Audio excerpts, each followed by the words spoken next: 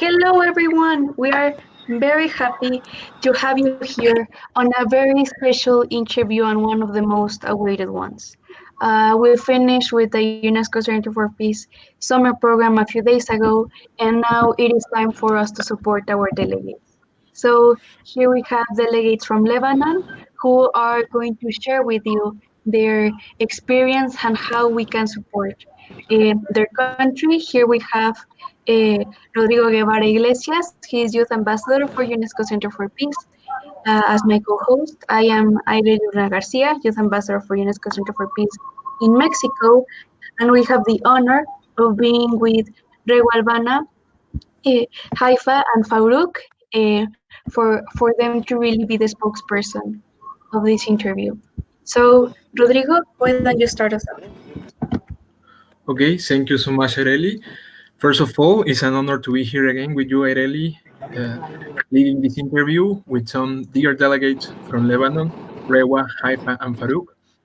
We know that you're passing like difficult moments in your country. So here from UNESCO Center for Peace, we must say to you that we support all the effort and all the things that you will do for pass this difficult situation. First of all, Uh, I want to start with one question. We watch the news. We know what the international media tell us. We know about explosion, about the crisis that you're living in Lebanon, right? But also, we want to know from the perspective of the young people, of the youth of Lebanon, and also from the citizen of Lebanon, what is the context in which you are living? You Well, can start, first of Rewa. all, I really like to thank the UNESCO Center for Peace.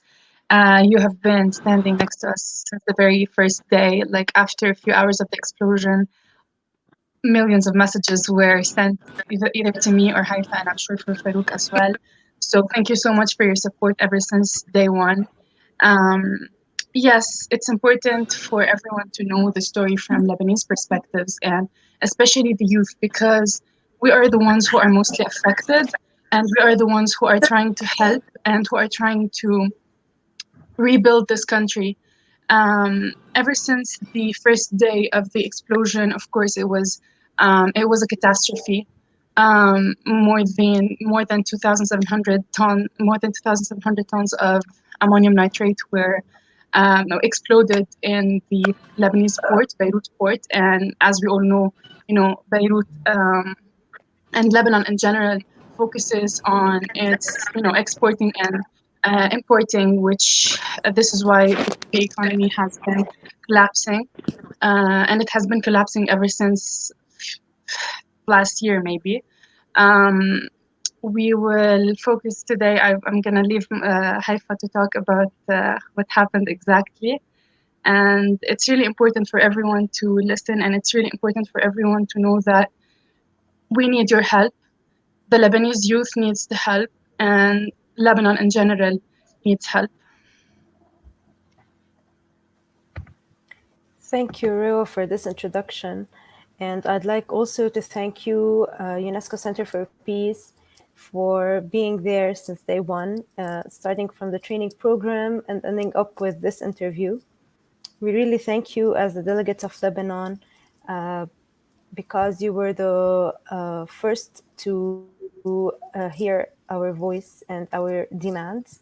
And as Rawa said, all the delegates, all the people we had to know in the program were always asking about the situation in Lebanon, if we were fine, and really thank you all. And regarding the explosion, the country has been starting COVID-19 and even before, starting summer 2019, the country has been in a deep economic crisis where the government is totally unavailable. Nothing has been done as actions for the citizens or even organizations or anything. No help is being offered, and there is no plan. Corruption is the main title of this government and this system that is now ruling. And this is what disappoints Lebanese youth because there's no one here to hear the pain and the demands that all Lebanese citizens are protesting for. Starting October 2017, the revolution and protesters have been on the streets demanding for their rights, electricity, water, sanitation, everything, all the basic rights that anyone could think of are really missing in the country. And this really leaves us sad and devastated. And now the explosion already is damaging damaged everything in Beirut. The capital is like literally down on the ground. So we are trying to help as much as we can. NGOs and the civil society are helping. Donations from all over the world, countries, Arab countries, Latin American countries, African countries as well, send their donations, their help, their teams, their expertise, and anything that can help the Lebanese citizens and the country in general to rise again during this explosion. Mainly, Beirut and all the surroundings have been affected. Here in where we live, where Riwa and I live, minor damages have been undertaken, and we are fine. Our families are fine. The devastation mainly is in Beirut, so we are being there present in order to help the people who lost their homes, their families, in order to provide them with this little glimpse of hope that's left for the citizens. And yes, that's mainly it about the explosion and everything going on right now. Okay, yeah, looks like this explosion and this negative situation from the past days is just like the tip of the iceberg, right? It's more like just an explosion. So it look like a complete economical, political, and also now a big crisis. So please, Aireli. Yeah. Yeah, and as you know, like this is just a small part for us to support you and for you to know that even outside of the summer program, we are here for you. And uh, on that matter, this is only if you feel free and if you feel open to do it. We would like to know more about your personal experience during the past few days. Well, it's important to note that Lebanese youth in general have been suffering a lot. And it's not just like if I want to start talking about our personal experiences, it's been going on since October 2019. Before October, huge fires were set in several areas of Lebanon. Lebanon was literally on fire, and that was before October 2019. And after that, after the fires, exactly one day after the fires, um, the Lebanese government did some stuff that, for example, they wanted to tax WhatsApp in Lebanon.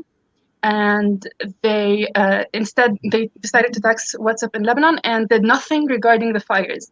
And that was when the Lebanese people just had enough, and everyone was on the streets, and that was for that maybe remained for like 4 or 5 months. And after that, COVID happened, the economic crisis happened, and now this explosion. Therefore, Lebanese youth have been suffering ever since, and maybe before. For now, more than 40% of the Lebanese people live below poverty rate. After the explosion, more than 300,000 families lost their shelters. More than 100,000 children have no shelters.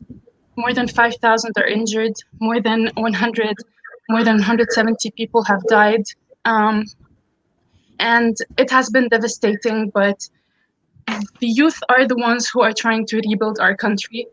Me, Haifa, literally everyone, we went down to Beirut souks, we went down to Beirut and tried to, with our mops, with our brooms, we are trying to help as much as we can, but we are like, we are trying to help as much as we can, but sometimes there are things that are beyond our power, and sometimes there are things that even we can help with whatever we can, but sometimes there are things beyond our power, and sometimes we really have to ask for international help, because till now it's been 5 days ever since the explosion happened, and till now it's still the volunteers who are helping, it is still the youth who are helping.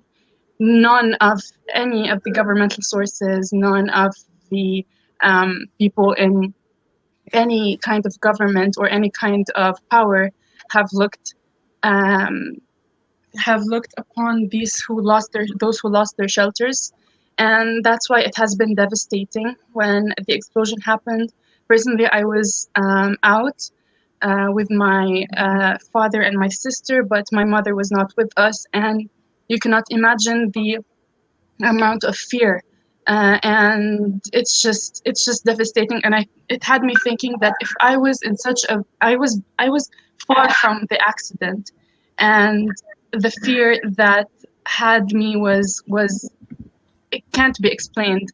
Worrying about my friends, worrying about my family who was there in Beirut, who had universities, and what about the people who were mostly affected? What about the people who lost their shelters, lost their parents, lost their children? It has been devastating, but the youth, we are trying to fight for it. People are on the streets just now and last night, and this is why we rescheduled, because people like us were down on the streets last night. Um, so yeah, that was for me.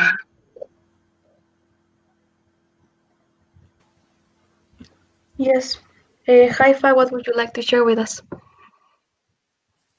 Yes, mainly I can only say that personally, I am really proud of the work that has been done by the youth and all the civil society actors in the country, because if they were not acting as they are today, like the damage would have been greater than this. More people have died, more people would have been injured, and we cannot really imagine the damage that would have been occurring still right now. And I personally am doing my best to be active, to help the people, to help with uh, the families, the children. We are going down to Beirut in order to help the families with repairing and removing the debris and all the aftermath and the damage that happened after the explosion. But a lot of people till now are still suffering because none of the leaders in the country are asking about the people. None of them are trying to find the root cause of the problem that has led us to where we are now, because what they care about is being corrupt, is, I don't know, I literally don't know what to say, because the amount of hate that I have regarding the leaders in the country cannot really be described in words, because literally they are not asking about the people. They do not care whether people are alive or in their houses or at the streets protesting. What they care about is gathering what they have left in the country, money, anything they can do in order um, to show us how greedy they are. They are doing all what they can to prove this, and I'm really sorry to sound like aggressive, but what we really are feeling now is complete disappointment and anger, and hopefully everything, with time, everything will be solved, because we really have youth that are working day and night, are trying their best gathering all what they can from donations, national and international donations, crisis management teams, people with expertise, people in the field are trying their best to gather themselves in teams in order to go down and help, because they know that the government will do nothing in order to help its people. So yes, I'm really proud, and I would like to thank them all for their efforts, because right now and today, I've been down there, and like hundreds and thousands of people are in the streets with their tools trying to help, and it really, I felt really happy to see all the people down there, and I would never be able to thank them enough for their work. Yeah, that's I what I appreciate, and like what I didn't thought that was going to come out of this is that you have hope, and that is really really important. And we are so happy to see your faces, to see that you've been working to support your country and that there's people doing it. And I I can tell you that with that, Lebanon is going to go go up again. It will do so. So, Rodrigo, the floor is yours. Thank you, Ireli, and also thank you, Rewa and Haifa, for your answer. Here from UNESCO Center for Peace, from Ireli, from me, from all our organization, we are really proud about your effort, the effort from the youth of Lebanon, and well, we really believe that you are going to pass this difficult moment. So, since you begin into the UNESCO Center for Peace Summer Program, you start to being part of this international huge family. So now you can like use this space. How I really say, this is your space where you can tell to everybody from UNESCO Center for Peace and also to all the world, how can we help you? How we can help right now to Lebanon and for past this difficult situation that you're having right now. Well, Lebanon right now is based, and the rebuilding of Lebanon basically is based on donations and is based on the international forces in order to help us, because as Haifa said, our government is already broke, and we are already in a huge economic crisis. And due to this economic crisis, Lebanon and Lebanese lira has lost more than 85% of its value. This means that $1 can $1 can maybe feed a person throughout a whole day, and this means a lot. This is why we are here, and this is why we urge all the international community to help us. Like literally, $1 can make a huge difference. What all the Lebanese are trying to say at this point, all the social media outlets are trying to make clear for everyone who wants to donate: do not donate to any governmental organization. Donate to non-governmental organizations, to relief programs, to renovative programs who are trying to rebuild the houses, who are trying to help people maybe buy glass for their houses, since all of the glass in literally half of Beirut is shattered down on the floor. Donate to maybe Lebanese Red Cross, because this organization is one of the non-governmental organizations that is basically everything, especially in Lebanon. So what we are trying to say is that $1 can make a huge difference. Imagine how $10 can make, or imagine how $100, how effective it would be. This is why we are going to share with you a lot of trusted sources, non-governmental organizations and charities where everyone can help. And we really count on the international community, and especially the international community of our beloved friends at the UNESCO Center for Peace, to help Lebanon, because donations are literally everything that is going to help us now. Thank you, Rewa. Haifa. Yes, exactly. Basically, donations are what is really helping in these hard times from the international community and from businessmen and any national initiative that's being implemented in order to gather more money for the poor, for the families who were mostly affected by this explosion. So what we really care about is the source where the money is going to mainly be sent to, because as Ruba said, governmental authorities have zero trust from the citizens, because everything that's being sent to via the government to the country, half of the donations are being sent to the citizens and the other half is being taken by the governmental leaders. That's why we have prepared a list of NGOs. If it's possible, we need the help of the international community.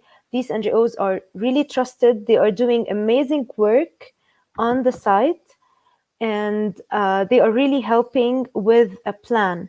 So they have set up a plan in order to help families not only repairing and rebuilding their houses, but also giving them all the basic things that they might need, from food to healthcare to medicine. And that what we really care about as a second step after repairing and rebuilding the houses that can be fixed, and moving families and people to shelters in other areas in case where their houses got really down and they can't be repaired. So that's mainly it. We are accepting donations from any kind. And what we care about is to be sent to trusted sources. That's all.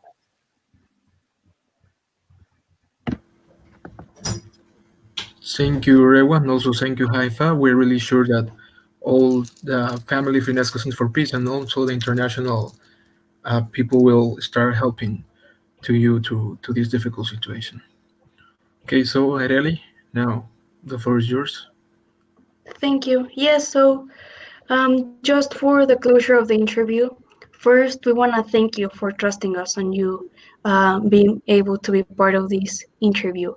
And overall, we want to tell you that even though we are at distance, there's literally a whole ocean between us, that we are here for you, and that UNESCO Center for Peace is an organization that goes beyond just preoccupying about international political or economical matters. And we are here also to assist you on any emergency or any situation that you're into. So we want to tell that we're here for you, that this platform is yours, that this space is yours, and for you to feel listened. Because this interview will be part of UNESCO Center for Peace social media, we will make sure to share it. And overall, for you to know that now you have an international family that really wants to support you, and that we will listen to you, we will donate to the resources that you've been sharing with us, and that overall you have a space with us. You have a space with us. Mr. Gidi Joken sends you his greetings. He hopes for you to continue doing well, for you to continue working for your country, and to know that he will be on the lookout for how you girls and also Farouk and Kawas to know how they are doing.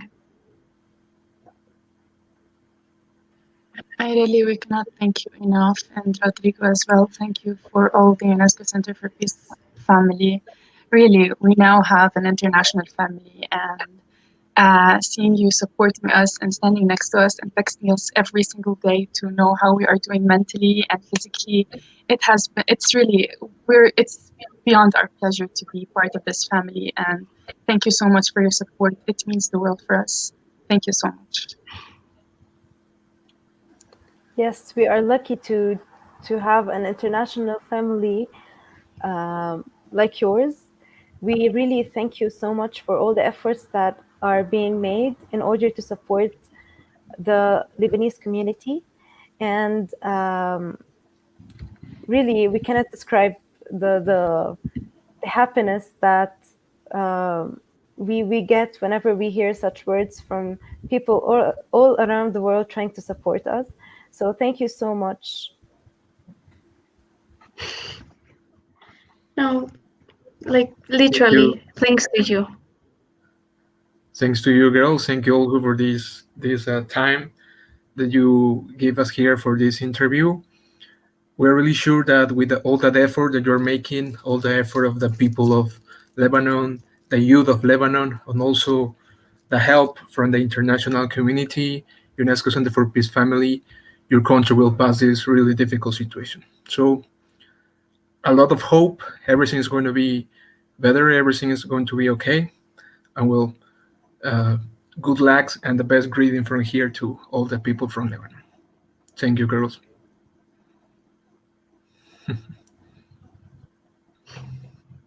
Thank you. Yes. Thank you, girls. Best wishes for you and for Lebanon as a whole.